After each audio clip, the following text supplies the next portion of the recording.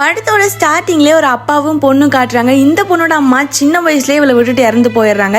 இப்போ அந்த பொண்ணு வந்து ரெஸ்ட் ரூம் போகிற இடத்துல ரொம்ப வலிக்குது அப்படின்னு சொல்லி சொன்னதுனால அவங்க அப்பா தன்னோட பொண்ணு ஏஜ் அட்டெண்ட் பண்ணிட்டா அப்படின்னு சொல்லிட்டு ஹாஸ்பிட்டல் வந்து கூப்பிட்டு வராங்க.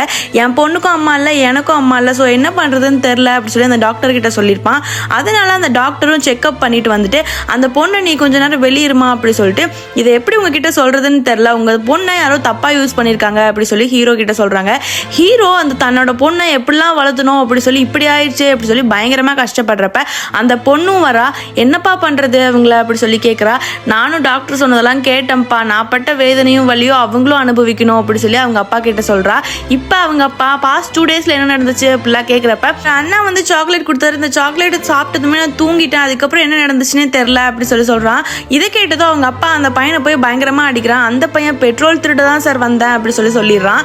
அதனால் வேற என்ன நடந்துச்சு அப்படி சொல்லி கேட்குறப்ப நான் கிளாஸ் முடிச்சுட்டு வரப்ப ட்ரெஸ் மாற்றுறதுக்கு ஒரு டிரைவர் தாத்தா தான் கார் ஓப்பன் பண்ணி விட்டாரு அப்படி சொல்லவும் அவரை வந்து தேடி இவங்க 2 பேரும் போய் பிளாக்மெயில் பண்ணுறாங்க. தன்னோட ஓனர் இப்படி பண்ணியிருக்கிறதுக்கான சான்ஸ் இருக்குது, ஆனால் நீங்கள் போகிற வழி ரொம்ப ரிஸ்க்கு அப்படி சொல்லிட்டு போயிடுறாரு. ஹீரோவும் அவனோட பொண்ணும் சேர்ந்து இதுக்கு மேலே இவனை விட்டா சரி வராது அப்படி சொல்லி அவங்க பேலஸ்க்கே போய் அவனை வந்து கொன்னே போட்டுடுறாங்க. அவங்க பொண்ணுக்காக அவங்க அப்பா செஞ்சது கரெக்டாக தப்பா அப்படிங்கிறத மறக்காம கமெண்ட் செக்ஷனில் சொல்லிருங்க.